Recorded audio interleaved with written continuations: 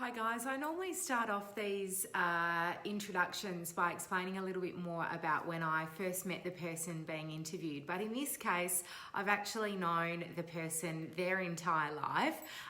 Isabella Mitchell from the Meetup Collective was my next door neighbour. Her parents and my parents lived next door to each other, and I actually used to babysit Isabella and her younger sister Eliza, and I could not be prouder to have watched Isabella go from a beautiful, dynamic, bubbly, happy little girl into just such an inspiring young woman and somebody that is making a really measurable, quite profound difference in the lives of the people around her. The Meetup Collective is all about offering tuition but also support to young people, so in high school but all the way up to 25. And Isabella's background is in psychology as well as in journalism, and she's done a lot of tutoring. It's a really unique skill set, but I'm just so proud of the way that she has worked out how to utilize that skill set to really literally change the lives of the clients that she has and the community she's building. Isabella has a way with people. Her emotional intelligence is, I think, just through the roof, and she brings this gorgeous combination of calling a spade a shovel, and absolute upfront communication style, but still very thoughtful and intelligent and nurturing in the way that she communicates. She's one of the most empathic people that I have ever met, and to have achieved all of this at such a young age, and for me to have watched her, do this over the course of her life is just, I think, so wonderful, and I'm so thrilled that I've been sort of a part of her journey in some way. So Isabella, I'm so thrilled that you would be a part of my interview series, and it was a very special filming because Isabella's younger sister Eliza was in town. She's living in Hawaii on the day of the interview. So I actually had both girls in the room while we were filming the interview, which was a real treat. So I hope you guys enjoy watching this interview as much as we enjoyed making it. And connect with Isabella and the Meetup Collective. This young woman is going somewhere. All right. All right, Isabella, yes. I've obviously known you a very long time, and I must say I'm very proud to watch. I am to watch the impact you're having on young people. Can you tell me a little bit more about the inspiration behind starting TMC? There's a lot of inspiration behind TMC, and I think it's been years in the making. I remember very vividly going on a Bali retreat when I just finished my first degree in comms, which was back in 2013. Yeah. And I wanted a break. I'd gone straight from school into uni, went on this yoga retreat, had never done yoga before.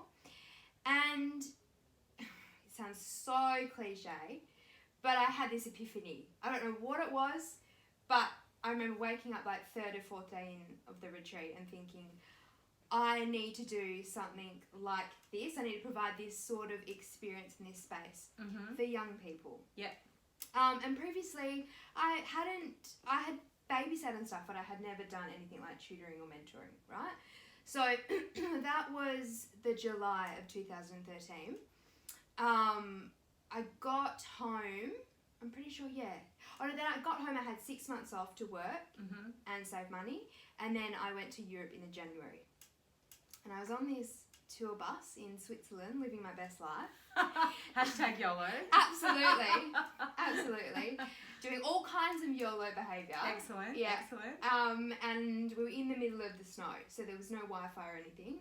We finally got into satellite, and I had a missed call from this man at what turned out to be Christchurch School. But I thought it was just someone from New Zealand that I'd met somewhere while travelling. Anyway, So cut long story short, I got back in contact with Chris, and he had found me through Notre Dame Uni and wanted to bring me in to work as an English specialist with the boys there. So as I said, I had no experience, and I was kind of getting thrown into this situation, and I was like, and then I just did it and absolutely loved it. Awesome. Right? So I started as a tutor, and then it kind of fell more into a mentor / tutor role at the same time. And from that, you know, the amount of students grew. And then I also started working at St Hilda's and MLC, your old stomping ground, and with a few different kids from different places, right? At the same time, I was finishing the last bit of my degree in behavioural science. So I was really able to provide, to use that lens of what I was studying in this context. And I was working with a few Indigenous kids as well. Yeah, I remember. Yeah. And our degree very much focuses on empowering marginalised peoples and working with Indigenous people.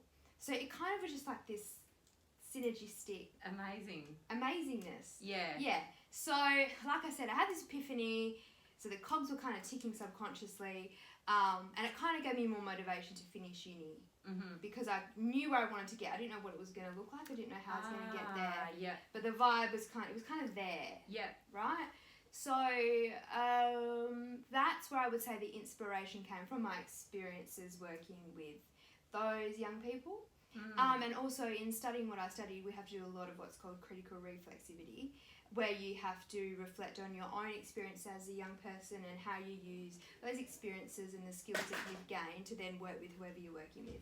So yeah, it was a very holistic experience. So what would you say it is about tutoring / mentoring? Because I know it is both that you do. What is it about that you love? Oh, I love the challenge. What part of it is challenging?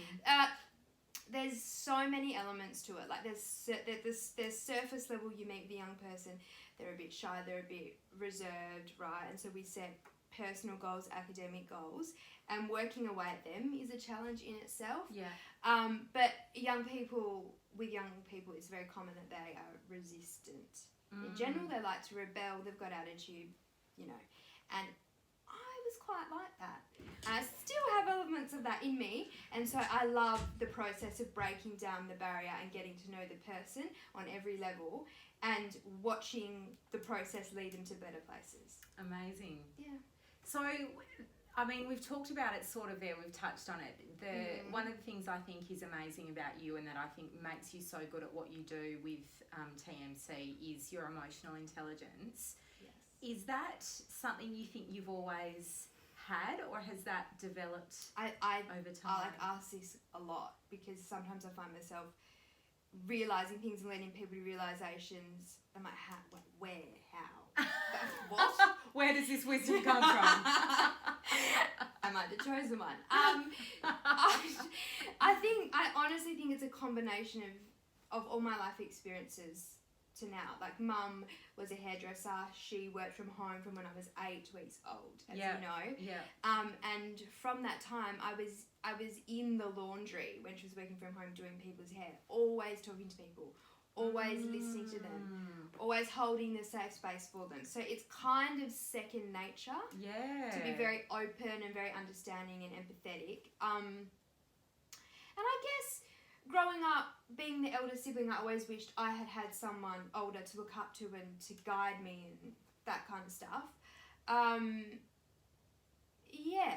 Amazing. I think, yeah. And then when I studied what I studied, obviously, like, yeah, kind of puts an intellectual angle on it. Yeah. I love what you just said there about holding a safe space. Yeah. And it's I've never thought about it before in hairdressing. Like, obviously, I know that's what your mum used to do, but it's so true. It's like this conversation, this venting, I guess. You're safe to do that here, and that's so much a part of what you do. That's awesome. It's pretty much the bulk of it, I would say, and it's really hard to sell that when it's such like it's a personal, authentic experience. You know, and I don't really think it's something you can put a price on either. But it is. Each individual student goes through their own journey and gets to where they get at different points. But the second that they realise that that's what they're allowed to do, it's like I've taken all this weight off their shoulders, and that's when I reckon the change really Yeah, I see that. Yeah. Love it. I have 2 more questions for you. One of them is, I think, just from what I've seen on social media and from talking to you, you seem to offer a lot of strength to the students. What other values are important to you from a personal perspective? Do you think that you also offer them? Honesty is the first thing that comes to my head. For me to expect young people to be open and honest and transparent, I have to be as well. Yeah. And that translates to the the story sharing as well. When young people are going through experiences and they don't really know what's going on, they're trying to get clarity around it and stuff. A lot of the time, I whip out things I'd buried far away and come out of nowhere. I'm like, whoa, because it hits you and you just don't know when it's going to hit you. Awesome. I think that's really important to that. So honesty, authenticity, transparency, and respect, a bilateral respect. Yeah, I like it. You know what I hear as well? Yeah. Courage. Oh. Because it takes courage to share and courage to be yourself. Yes. And you are leading by example by being courageous in your sharing. You're showing them that it's okay to do that. I see that. I see a lot of courage, and it always amazes me when I see one side of these young people and then I hear about what happens in their external life.